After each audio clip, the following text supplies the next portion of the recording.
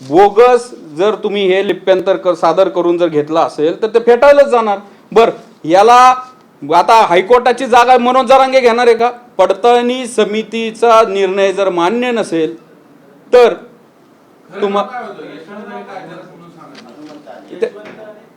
यशवंत आणि हनुमंत, खरं नाव हनुमंत होतं आणि दाखवलं यशवंत। आणि ते तक्रारदार आहेत, काल त्यांनी पण मुलाखत दिली की याच्यामध्ये खरं काय आणि खोटं काय। आता मला सांगा, आता असं झालंय की पहिल्यांदा एखाद्या कोर्टाचं अपिलेट अथॉरिटी दुसरं कोर्ट असतं, हायकोर्ट असतं। आता या सगळ्या याची अपिलेट अथॉरिटी या सरकारच्या या मनोज जरांगेचे लाड करण्यामुळं आता ते अंतरवाली झाली। म्हणजे आता कुणाचं सर्टिफिकेट फेटाळलं की जाणार कुठं? त्या अंतरवालीमध्ये। मग हायकोर्टाची जागा मनोज जरांगेला दिली आहे का? आमचा असा सवाल आहे। त्याच्यानंतर आता मी पुण्यामधले काही तुम्हाला प्रकार दाखवतो की कुठल्या प्रकारे झाले। आता एक पंचायत समितीचे एक उमेदवार आहेत, निवडून आलेत, सुदर्शन चौधरी म्हणून। तर त्यांनी एक दाखला इथं जोडलाय, मी दाखला वाचून दाखवतो। खंडू दौलता चौधरी, कुणबी, 21/11/1923, प्रवेशाचा दिनांक राहणार सोरतापवाडी। आता निर्गम दिनांक बघा, हे समोर आहे, हे दाखल केलेले आहे आणि हे दाखल करून त्या प्रांताकडून तो कुणबीचा दाखला घेतला आणि निवडून आलेले आहेत। निर्गम दिनांक म्हणजे शाळा सोडल्याचा दिनांक, हा शाळा सोडल्याचा दिनांक आहे 15/5/2025। तुमचे पंजोबा 100 वर्ष एका शाळेत होते, 15/5/25ला शाळा सोडली, 100 वर्षांनी। आणखीन बरेच तुम्हाला पुरावे दाखवतो। एक आता दौंडचा एक रोहित राजेश पाटील म्हणून एक दाखला रद्द झाला दौंडचा। ह्या रोहित पाटलांनी त्यांचे आजोबा ख्रिश्चन, वडील ख्रिश्चन, आणि त्यांनी एक कुणबीची नोंद दाखवली। आता सुरुवातीला त्यांनी ते उपविभागीय अधिकारी होते, त्यांच्याकडून हा दाखला मिळवताना त्यांनी एक वंशावळ दाखवली। त्याच्यामध्ये सदानंद पाटील आणि संताजी पाटील हे एकच आहेत, सदानंद उर्फ संताजी पाटील आहेत, ते एकच आहेत असं सांगितलं। आणि संताजी पाटलांची कुठली तरी कुणबीची एक त्यांनी नोंद शोधली। नंतर ज्यावेळेस पडताळणी समितीकडे गेलो आणि आम्ही तिथं हे केलं, त्यावेळेस त्यांनी दुसरं ॲफिडेविट दिलं आणि त्याच्यामध्ये सदानंद पाटील म्हणजे माझे सख्खे आजोबा आणि संताजी पाटील म्हणजे माझ्या आजोबांचे भाऊ। म्हणजे इतक्या वेगवेगळ्या प्रकारे हे सगळं चालू आहे। आणखीन आता एक माझ्याकडं हा अहवाल आहे, हा सातारा जिल्हा परिषदेचे संदीप मांडवे म्हणून आहे, ते सदस्य आहेत त्यांनी, आणि हे दक्षता पथकाचा अहवाल आहे। म्हणजे ज्यावेळेस कमिटीला शंका येते ते दक्षता पथकाला पाठवतात। तर त्यांनी काय केलं, त्यांनी जी एकुलती एक मोडीची नोंद आहे, गाव नमुना 14, त्याच्यामध्ये जन्म मृत्यूची नोंद आहे। तर त्या जात रकान्यामध्ये तिथं मराठा होतं, तर त्यांनी ते खोडून कुणबी केलंय। इथं स्पष्ट लिहिलेलं आहे, दक्षता पथकाचा अहवाल आहे, मी म्हणत नाही की अभिलेखाची पडताळणी केली असता सदर नोंदीमध्ये जात रकान्यात मोडी लिपीतील अक्षरात व शाईत बदल दिसून येत आहे। आणखीन आता याच्यामध्ये आमचे सहकारी मृणाल ढोले पाटील सांगतील, फक्त मी एक प्रकरण आहे राज्यात। आता असं आहे, आपण जेवढं खोदत जाऊ, म्हणजे आम्ही आता 50-60 जणांना चॅलेंज केले, काही जण ज्याला आता समजायला लागले की असं हे सगळं खोटं होऊन आता मग मराठवाड्यामध्ये काहीच रद्द झाले। जिल्हा परिषदेचे आता मला सातारचे हे 2 विषय समोर आलेत। एका याच्यामध्ये मनीषा भोसले म्हणून सातारा जिल्हा परिषदेच्या सदस्य आहेत, त्यांनी तर हाईट केली, म्हणजे महसूल खातं आणि ह्या समित्या कसं काम करतात त्याच्यामध्ये त्यांनी पहिल्यांदा अप्लाय केलं कोरेगाव, तालुका कोरेगावच्या उपविभाग अधिकारीच्या इथे केलं कुणबी दाखल्यासाठी। त्यांनी तो दाखला, इथं ऑर्डर आहे याची, ही ऑर्डर मी तुम्हाला दाखवतो, सगळे पुरावे कुणाला पाहिजे असेल तर। ह्या कोरेगावच्या प्रांतांनी त्यांचं फेटाळलं, त्यांची आजोबा पंजोबा या कोरेगावच्या किनही गावच्या हद्दीतले होते। मानव दिनांकाच्या वेळेस त्यांनी स्वतः लिहिलं इथं की आम्हालाच यांचा दाखला देण्याचा अधिकार आहे, पण ह्या कुणबी नाही आहेत, 30 दिवसाच्या तुम्ही अपील करा। तर ह्या ताईंनी काय केलं असेल, ह्या ताईंनी अपील केलं नाही अपर जिल्हाधिकाऱ्याकडं, त्या मान खटाव दुसऱ्या तालुक्याच्या उपविभागीय अधिकारीकडे गेल्या आणि तिथनं कुणबी दाखला घेतलाय। आता त्यांची सुनावणी काल परवा झाली, त्या ऑर्डरला क्लोज झालं. अशा प्रकारे इतक्या खालच्या पातळीला जाऊन फक्त राजकीय स्वार्थ साधण्यासाठी हे सगळं चालू आहे. आणि जारांगे म्हणतात या कमिट्या आमच्या जातीच्या मागं लागल्यात. आता पुण्यातले आमचे सहकारी मृणाल ढोले पाटील सांगतील आणखीन याच्याबद्दल. आपण विचारलं की किती प्रकरणं अशी आहेत, तर साधारणतः मी तुम्हाला सांगतो की याच्यामध्ये साधारणतः ॲव्हरेज स्थानिक स्वराज्य संस्थेमध्ये 60% ओबीसीचं आरक्षण गेलेलं आहे. विद्यार्थ्यांच्या याच्यामध्ये 60 ते 70% गेलेलं आहे. आणि सरकारी नोकऱ्यांमध्ये ओबीसीचं 60 ते 70% आरक्षण गेलेलं आहे. आणि हे 60-70% आरक्षण जात असताना, त्याचे कायदे करत असताना, ते GR काढत असताना ओबीसी मंत्री आणि ओबीसी नेते म्हणणारे आणि ओबीसीच्या ज्या मंत्रिमंडळ उपसमितीचे अध्यक्ष आहे आणि त्याचे जे सगळे सदस्य आहेत, राज्य मागासवर्गीय आयोग आहे, राष्ट्रीय मागासवर्गीय आयोग आहे जो ओबीसीसाठी आहे, हे सगळे गाढ झोपलेले आहेत, किंबहुना झोपेचं सोंग यांनी घेतलेलं आहे. महसूल खातं ज्या पद्धतीने काम करतं, योगायोगाने चंद्रशेखर बावनकुळे हे मंत्रिमंडळ उपसमितीचे अध्यक्ष पण आहेत आणि महसूल मंत्री पण आहेत. तर महसूल खात्याने काही ठिकाणी महसूल खात्यांनी ज्यांचे रेकॉर्ड हिंदू मराठा इतकं स्पष्ट शाळेचे रेकॉर्ड असताना देखील हे कुणबी समाजाचे आहेत असे महसूल खात्याने दाखले दिलेले आहेत, काही संबंध नसताना. तर हे सगळं असताना याच्यामध्ये काय होतंय बघ, आता दुसरं एक सांगायचं की आता फुरसुंगी पुण्याजवळच गाव आहे, 100% आरक्षण गेलेलं ओबीसीचं, 100%. म्हणजे तिथं जी सगळी बॉडी निवडून आली तिथं एकही ओबीसी त्याच्यामध्ये निवडून आलेला नाही. आता याच्यासाठी जबाबदार कोण? राज्य सरकार, केंद्र सरकार, कोण नक्की जबाबदार?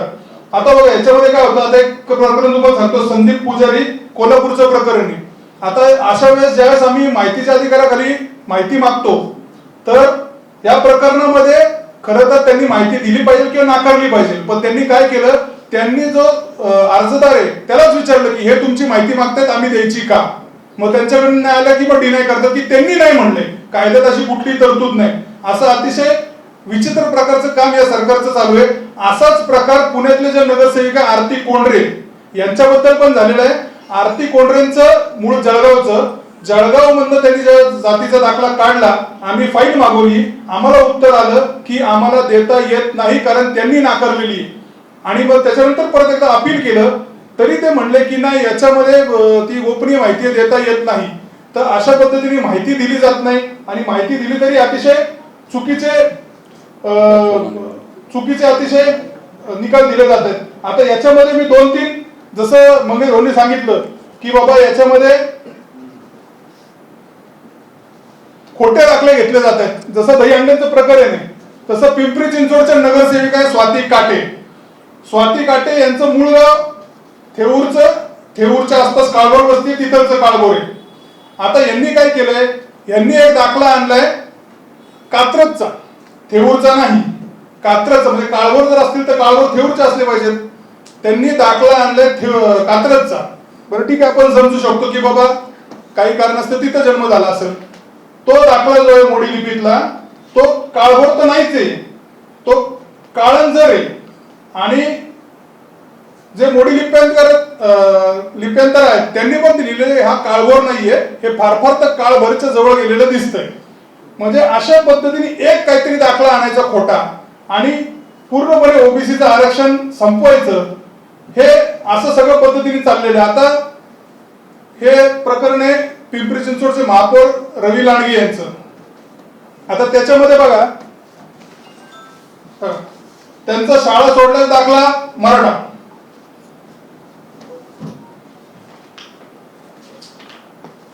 त्यांच्या वडिलांचा शाळा सोडल्याचा दाखला जो आहे तो पण मराठा, हिंदू मराठा बरं का. त्याच्यामध्ये ते काय म्हणतात या दाखल्यामध्ये की माझं शिक्षण सगळं जे हे ओबीसी कुणबी म्हणून झाले, असं सरळ कोर्टासमोर खोटं बोलतात. म्हणजे अर्धन्यायिक कमिटी जी हे कोर्टच आहे, याच्यासमोर जेव्हा तुम्ही अर्ज करता तुम्ही सगळं सत्य सांगितलं पाहिजे. पण हे सांगतात की माझं शिक्षण कुणबी म्हणून झालेलं आहे, पण शाळा सोडल्याचा दाखला म्हटलं हिंदू मराठा. त्याच्यानंतर त्यांनी 2 त्यांच्या आजोबांचे दाखले दिलेले आहेत.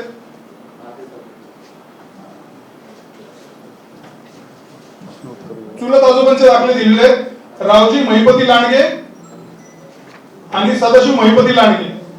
आणि त्यांची नोंद कुणबी आहे म्हणून ते म्हणतात की आम्ही कुणबी. आता त्यांचा शाळा सोडल्याचा दाखला जो आहे तो स्पष्टपणे सांगतो की शाळेत जो त्यांनी दाखला घेतलाय तो 1 जून 1926 ला घेतलाय, 23 ला 1 जून 1923 ला दाखला घेतो आणि मुलगा शाळा कधी सोडतो तर 22 ऑगस्ट 1923 ला. म्हणजे 2च महिने मुलगा शाळेत होता का? बरं ठीक आहे, एका चुलत्याबद्दल असं, दुसऱ्या चुलत्याबद्दल पण असंच. शाळा दाखला घेतला साधारणतः 6 जून 1917 ला आणि 16 जून 1917 ला शाळा सोडली. म्हणजे 2 महिन्यासाठी म्हणजे रेकॉर्ड क्रिएट करण्याचा प्रयत्न आहे का? रेकॉर्ड करण्यासाठी. दुसरी गोष्ट म्हणजे याच्यामध्ये असं आहे की हे सगळ्या गोष्टी, सगळ्यात मूलभूत प्रश्न असा आहे की माणसाला आपली जात बदलता येते का? जर तुम्ही एक XYZ तुम्ही एक जात म्हणून जर जगला असाल तर तुमची तीच जात मानली पाहिजे. असे स्पष्ट कोर्टाचे निर्देश आहेत, समितीच्या फाइंडिंग्स आहेत.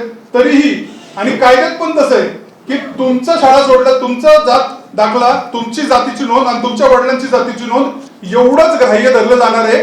जर या दोन्ही अवेलेबल नसतील तर आणि तर आजोबा, पणजोबा, खापर पणजोबा, चुलत पणजोबा, आत्या बित्या या नोंदी घेतल्या जातील. पण तरीही तरी अशा पद्धतीने सरकार अतिशय उलट सुलट कारभार चालू आहे.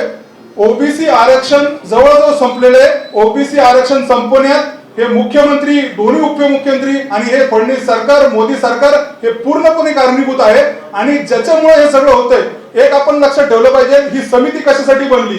मुळात ही जी समितीच्या सगळ्या जात पडताळणी समित्या बनल्यात त्या कोर्टाने अशासाठी बनवल्यात की ज्या सामाजिक मागास जाती आहेत, सामाजिक मागास ज्या जाती आहेत त्याच्यामध्ये इतर जे सगळे सामाजिक पुढारलेले जातात यांनी अतिक्रमण करू नये हे थांबवण्यासाठीच कमिट्या बनलेल्या आहेत. हे मनोज जरांगेने आम्हाला सांगायचंय. आणि दुसरा जो मुद्दा आहे, आम्ही आधी बोललो होतो, परत एकदा बोलतो, मनोज जरांगे काल पण बोलले की आमच्या गरीब लेकरांचं काय, आमच्या गरीब लेकरांचं काय. पुणे पिंपरी चिंचवड मध्ये निवडून आलेले ओबीसी मध्ये नगरसेवक जे आहेत यांची यादी आणि संपत्ती आम्ही जाहीर केलेली आहे. 300 कोटी, 100 कोटी, 180 कोटी आणि 50 कोटीचे तर एकदम ऍव्हरेज आहेत. 50 कोटी कुठे गरिबांची लेकरं? एक जण गरीब नाही याच्यामध्ये, एक जण. पुणे पिंपरी चिंचवडचं मी सांगतोय आणि महाराष्ट्रात काढलं तर हीच परिस्थिती आहे, एक जण याच्यामध्ये गरीब नाही. त्यामुळे हे सगळं खोटारडेपणा आहे. मनोज जरांगे यांना आरक्षणातलं काही कळत नाही. सरकारने त्यांना जो आरक्षणाचा प्रसाद द्यायचा तो बंद करावा, त्यांचे लाड बंद करावेत. आणि ओबीसी जे समाज आहे, जो सामाजिक मागास समाज आहे, त्यांना कुठेतरी घटनात्मक बचाव करण्याचं काम, त्यांना मुख्य प्रवाहामध्ये आणण्याचं काम जे सरकारची घटनात्मक जबाबदारी आहे ती सरकारने पार पाडावी. म्हणजे गैरों पे करम अपनों पे सितम हा हे सरकारने वागणं बंद करावी. सपत्नीक वागणूक ओबीसीना देणं बंद करावे, नाहीतर पुढच्या इलेक्शन मध्ये सरकारला याचे निश्चित परिणाम भोगावे लागतील. काही प्रश्न असतील तर नक्की घ्या.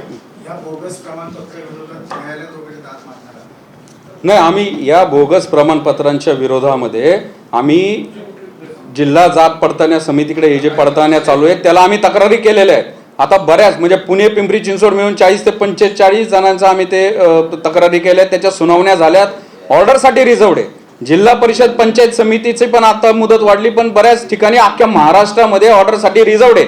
आणि जरांगेची हे सगळे आता उठाठेव चालू आहे ना, ही फक्त त्यासाठीच आहे की आता विरोधात ऑर्डर नाही गेल्या पाहिजे, ही प्रमाणपत्र फेटाळली नाही पाहिजे. आता याच्यामध्ये आमचा एक आम्ही ते रोहित पाटील फेटाळलं होतं पुणे समितीने, त्याच्या विरोधात ते हायकोर्टात गेले. आम्ही हायकोर्टामध्ये गेलो आणि हायकोर्टाने पण त्यांचं ते फेटाळलं. म्हणजे आम्ही एन केन प्रकारे कुठेही तुम्ही हे करताल आम्ही तिथं आम्ही चॅलेंज करू. पण विषय असा आहे की आम्ही कुठपर्यंत जाणार? सरकारची नैतिक जबाबदारी नाहीये का?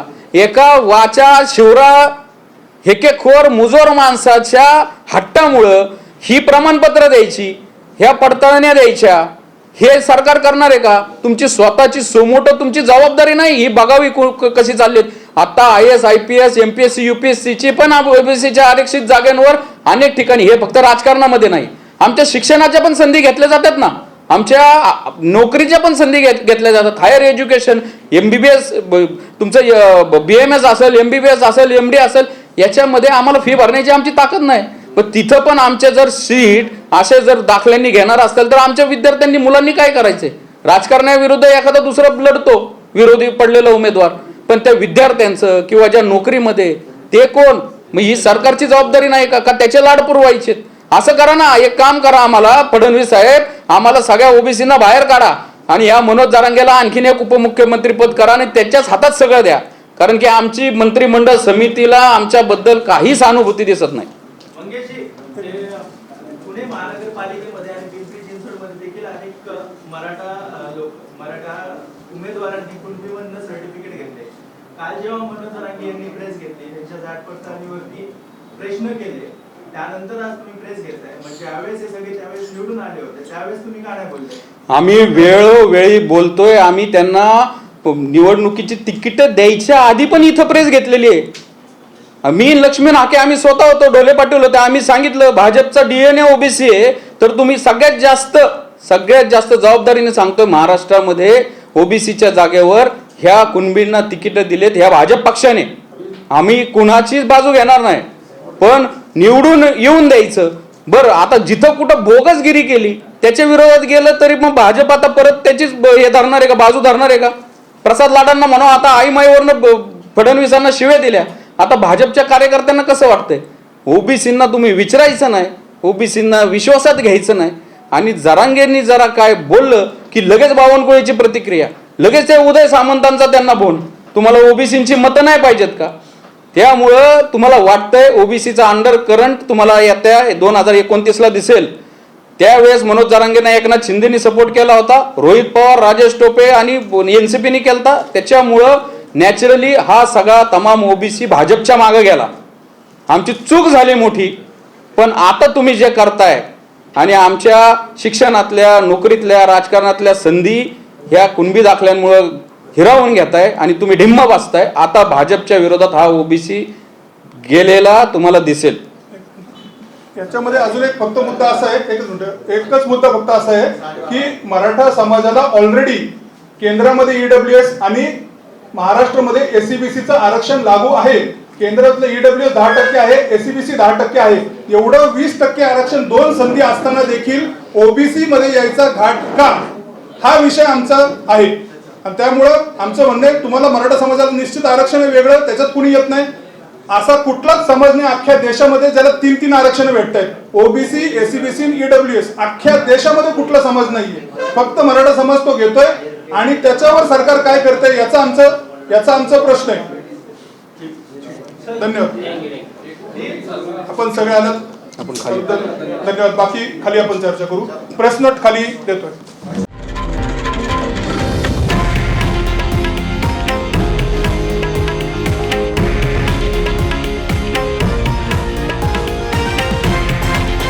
हे आहे देशातील नंबर 1 न्यूज नेटवर्क आणि आपण पाहत आहात TV9 मराठी, एकमेव.